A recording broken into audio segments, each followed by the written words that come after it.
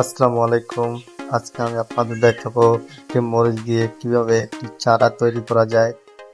প্রথমত একটি ছুরি নিব, তারপর একটি মরিচ নেব। সেই মরিচটির মাথাটি সুন্দর করে কেটে নেব। কেটে নেওয়ার পর সেই মরিচের মাথায় কিছু টুথপেস্ট লাগিয়ে দেব। সেই টুথপেস্টটি সেই মরিচের মাথায় সুন্দর করে লাগিয়ে দেব। লাগিয়ে দেওয়ার পর সেই মরিচ গাছটি সেখানে রেখে দেব। রেখে দেওয়ার পর একটু অ্যালোভেরা জেল নেব। জেলটি কিছু অংশ কেটে নেব। কেটে নেওয়ার পর সেই অ্যালোভেরা জেলটি মাঝখানে একটু ছিদ্র করে নেব। ছিদ্র করে নেওয়ার পর সেই মরিচটি সেই অ্যালোভেরা জেলের মাঝখানে ঢুকিয়ে দেব। ঢুকিয়ে দেওয়ার পর একটি পাত্রে কিছু মাটি নেব। সেই মাটিটি সুন্দর করে নড়াচড়া করে নেব।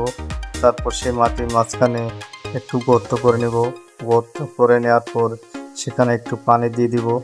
দেওয়ার পর সেই মরিচ গাছটি সেখানে মাঝখানে পুঁতে দেব। পুঁতে দেওয়ার পর সেই আশেপাশের মাটিটি সুন্দর করে ঢেকে দিয়ে সেই মরিচ গাছ মাঝখানে কিছু পানি দিয়ে দেবো। পানি দিয়ে ভিজিয়ে দিয়ে সুন্দর করে রেখে দিব। রেখে দেওয়ার পর একটি ঢাকনা দিয়ে সেই মরিচ গাছটি ঢাকিয়ে দিব।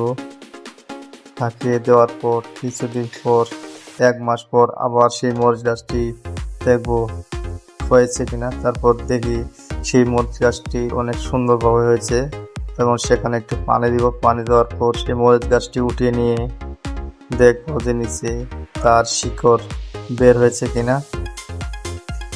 সেই মরিচ গাছটি উঠিয়ে দেখলাম সেখানে অনেকগুলো শিকড় বেরিয়েছে, অনেক সুন্দর হয়েছে, একটি মরিচ গাছের মতো পরিণত হয়েছে। সেখানে পানি দিয়ে ধুয়ে আবার সেই মরিচ গাছটি সেই মাটিতে আবার